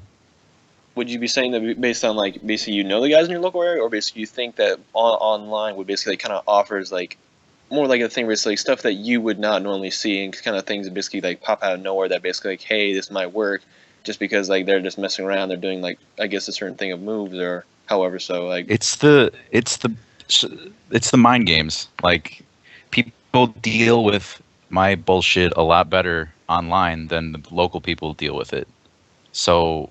You know what I mean? Like there's no pushback. It's too overwhelming for a lot of the people in my local area. So it never, I just land a couple 6-6Bs and then the round's over.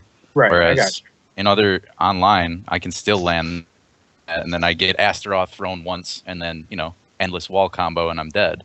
It's harder. I mean, the for thing me, about online is you just having access to a greater variety of players. Yeah. And especially if the online's not bad, even if you can't learn little things that you practice in training mode because of frame delay, you get an idea how players play, and you get an idea of like a wider variety of styles that you can test your style against. And I think that's where you would improve, just by having different options and having different game plans. Yeah. I'd say I agree with you totally. We broken up again? Oh, good. Yeah. We're getting kind Yeah, of you're low. breaking up. Robot voices. Hello? Are we back? I Yeah. think so. Yeah, good. Yeah. Go ahead, Zach. Even if everybody in your region was like on your level, that's good and all, but you still want to have, you don't want to be one dimensional where that's the only style you can fight against.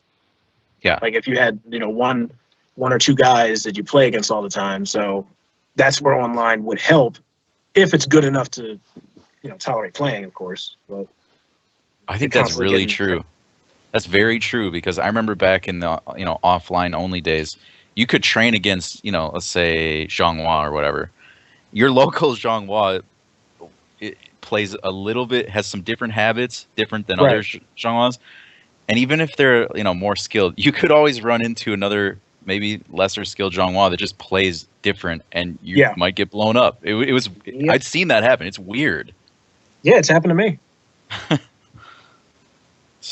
But nowadays, you get to fight every style. There's people who are super turtly. There's people who are insanely aggressive. People who YOLO CE. You get to adapt to a much greater variety of people, which helps a ton in tournaments. I think because you go through multiple opponents and in a row, and they play totally differently. You got to be prepared to switch your game quickly.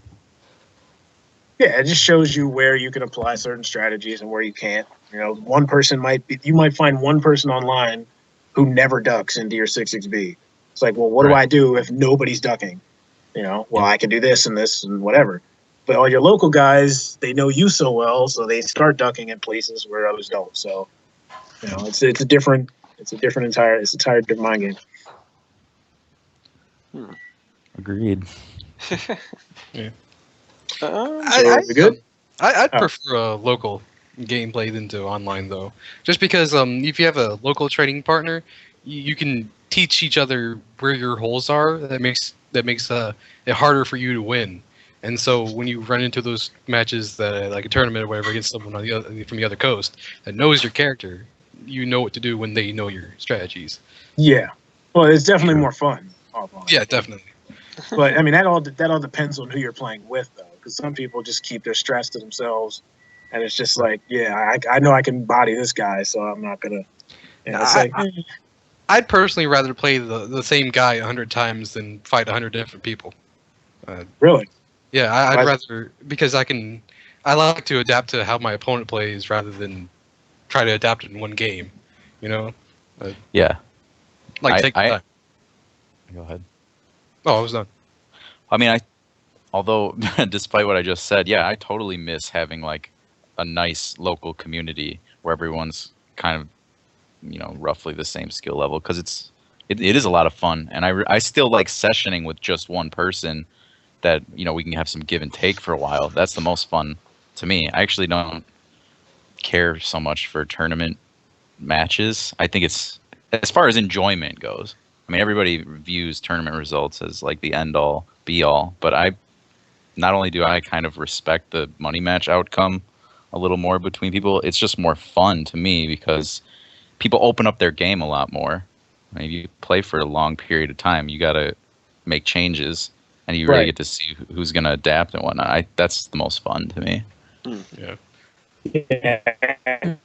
Back to in the last time with the different ways to judge someone's skill. And it's like, it's easy enough to say, well, you win 3 matches in the tournament, so you won. You're better than that guy. But if you play in a 1st to 5 or a 10, maybe you run out of games and run out of gimmicks, and they just adapt to you and figure you out. Open a can of whoop ass. Yep. Some people are better in longer sets. Yeah, that's very true. That is very true. I do see that in some people that I've all like the first attempts I've watched and all that. Where like I guess you can say under pressure they become very very good. Yeah. All right. Yeah. Do we have anything left to talk about, or did we cover everything? I think we're good. I think I think we're good. I'm Oh, gonna make Menace. some.